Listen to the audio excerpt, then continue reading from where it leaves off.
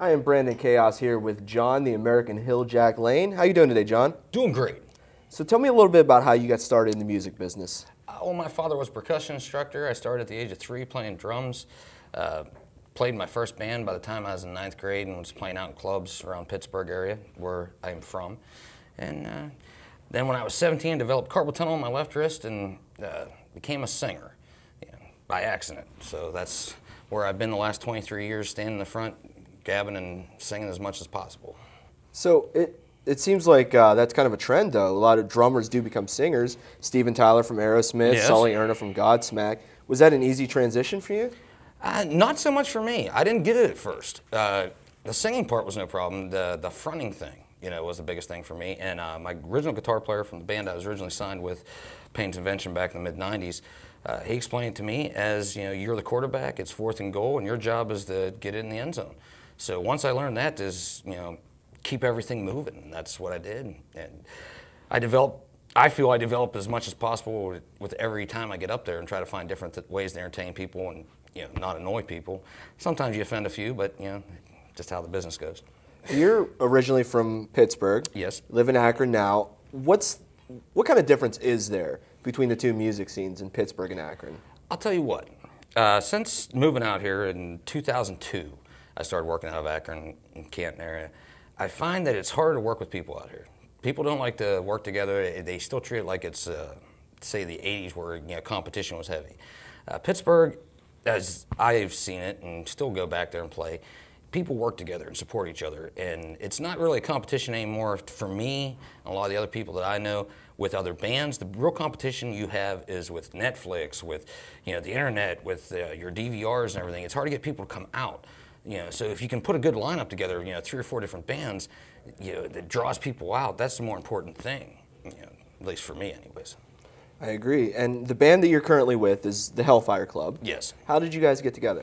Well, Chuck, the drummer, and me were in a band called Alistair Wild. We had toured South Korea together. We had toured Kosovo, Bahrain, Iraq for the USO.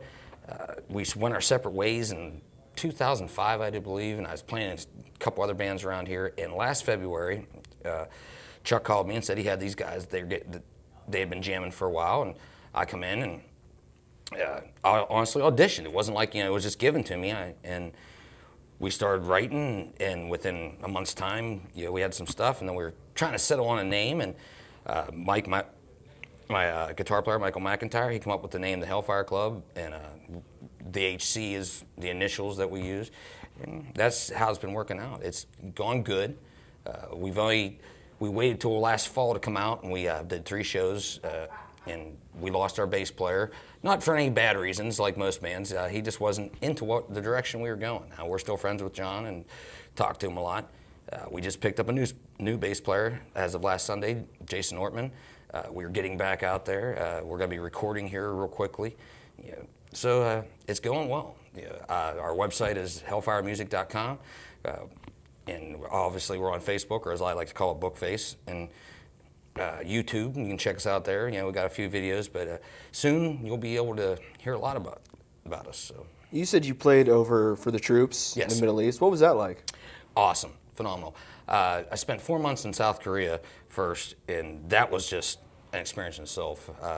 I sent you the article that, about Terry, that I was in that band, and we had a great time over there. And then when we got to go to Iraq and Kosovo and Bahrain and Afghanistan, that was a real different experience because it was militarized. It was actually things going on. I mean, we were literally riding in the bus one day and seeing an explosion way up the road. And when we got up there, we seen a Humvee blown out, and it was a little scary. And another time we were playing on stage, and I heard, I thought, well, man, what's that? And went over to the side of the stage, and I go to the Sergeant Major and our USO guys. What was that?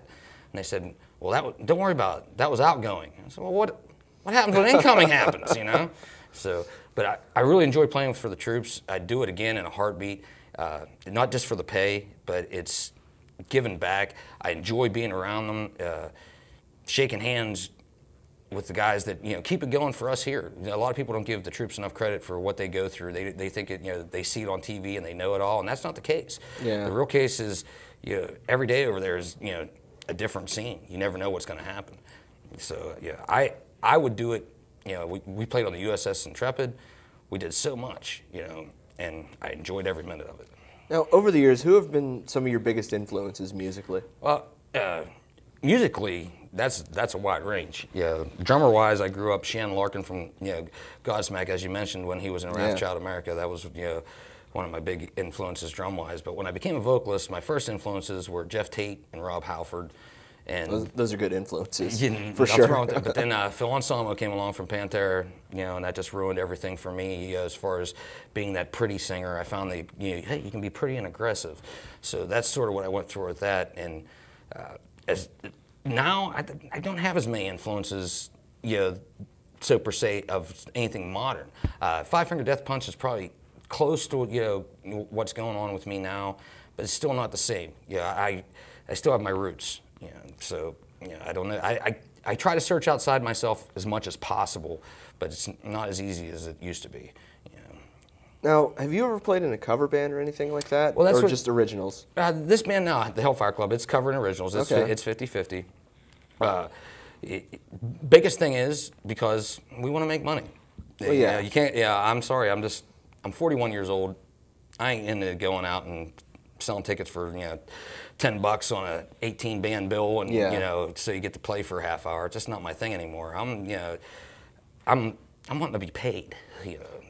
I'm just putting it out there. So it's nice to mix in some different things. We try to stick around with the covers that pertain to what our originals are, instead of most bands, which really annoys me, that just pick covers that are popular. We're not those guys. There are popular covers that are set by. So you're not going to go up there and do Lady Gaga songs. Hey, for enough money, I'll do anything, But we are talking about doing Meghan Trainor's all about that bass, medaling it up, change the words a little bit, have some fun with that. Well, it's actually pretty popular now, though, for rock bands to go out there and do pop songs. There's the whole Punk Goes Pop CD series. Yes. That was popular. really good. Yeah, there's a lot of good stuff on there. It's cool. The guys I'm with now, we're actual, I'd say the five of us are actual musicians, where we can play anything we want if we really want to. But it's fun to have things like that. To me, I go out and see other bands, and I want to see something different. I want to be entertained, and that's what our goal is. And that's why we talked about doing the Meghan Trainor thing, changing a couple lines here and there and making it fun.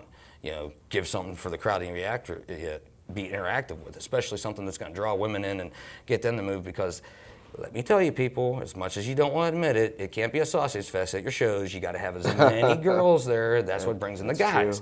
True. So if you ain't playing something that don't make that makes the women move, you might as well just sit at home, because you ain't gonna make the money. Yeah. Yeah. But now, which do you prefer, recording or performing live? I'm more of a performing live guy. I'm all about as much entertainment as possible. I have gotten more comfortable in the last 4 or 5 years of being in the studio. My biggest problem with being in the studio is having the right producer and the right guy behind the board. That's it. I don't mind doing the studio thing. It's just, if my thing is, let's get in, let's get it recorded, get it the best as can. Let's get out there and play. I really enjoy the live situation. I work off of people better than I'm working off just a wall, but that's me. So what's the future for the Hellfire Club? Right now, like I said, we're going to be stepping in the studio. We got 6 songs that we are definitely happy with, that are complete, that we've been run over. We've got 3 that in the so-called mix of things, writing, and that's going to be our first step. Production on different things. We want to get a video, as many, at least 2 to 3 videos we can put out there that we can sell and market, try to get somewhere with. We got clubs that we've been talking to, that have been talking to us actually about booking, and we're talking to USO again. That'd be our ultimate goal, is to get back in with USO, MWR, and AFE. I'd love to go back overseas and play for the troops anywhere. I really, think that'd be the ultimate thing. But obviously we'll get all of our stuff together and just keep submitting. I would prefer, a lot of people want to go for the major label. I don't care if I get a major label. I want to get a label to give us a shelving deal. I'll pay for everything. You just get me on the shelves. You know, and this way I don't owe you a bunch of money, and That's a good mentality. yeah, It really is. yeah, do it yourself. With the things you can do nowadays, if you're working hard enough, it's the same thing as with broadcasting. You know, if you're marketing yourself enough and you do it enough, you can do it. Yeah, but you got to be on it every day. You can't. You know, it's not. Absolutely. It's not going to walk up to you. Too many bands, even the younger bands nowadays, think that it's like the movies that somebody comes walking, and that does still happen by far no means.